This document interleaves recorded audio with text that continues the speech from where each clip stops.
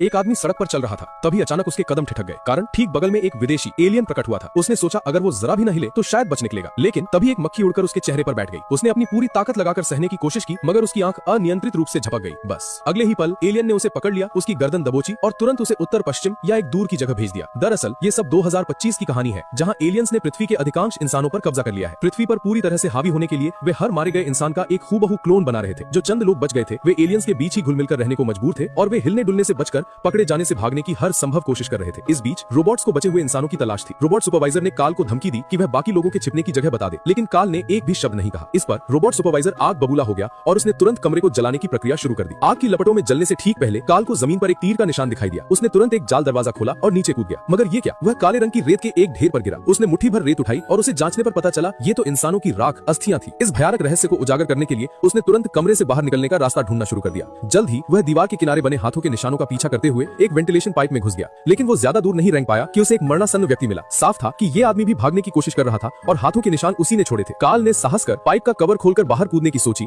मगर उसने देखा कि ये जगह हजारों मीटर ऊंची थी और नीचे दो इंसानों की लाशें पड़ी थीं, जिन्होंने पहले कूदने की कोशिश की थी। कूदना निश्चित मौत थी। तभी मरने की कगार पर पहुंच चुके आदमी ने कहा कि वह काल के लिए मांस का गद्दा बनने को तैयार है। उसकी एक ही शर्त थी, बाहर निकलने के बाद काल को इस रहस्य को दुनिया तक पहुंचाना होगा, ताकि बाकी इंसानों को एलियंस के अस्तित्व के बारे में पता चले और वे पलटवार कर सकें। इसके बाद काल लड़खड़ाते हुए छत पर पहुंचा। जैसे ही वह ब्रॉडकास्ट के जरिए संदेश भेजने की तैयारी कर रहा था, अचानक रोबोट नेता उसके पीछे आ गया। अगले ही पल उसमें बेरहमी से काल की गर्दन मरोड़ दी और उसके मृत शरीर को भस्मक में फेंक दिया और अंत में एक नया हूबहू काल जैसा क्लोन अस्तित्व में आया। मगर कहानी यहाँ खत्म नहीं होती। सच्चाई जानने वाले इंसान एक दिन विद्रोह जरूर करेंगे और शायद वह दिन तब आएगा जब बाहरी कृत्रिम बुद्धिमत्ता एआई खुद जागृत हो।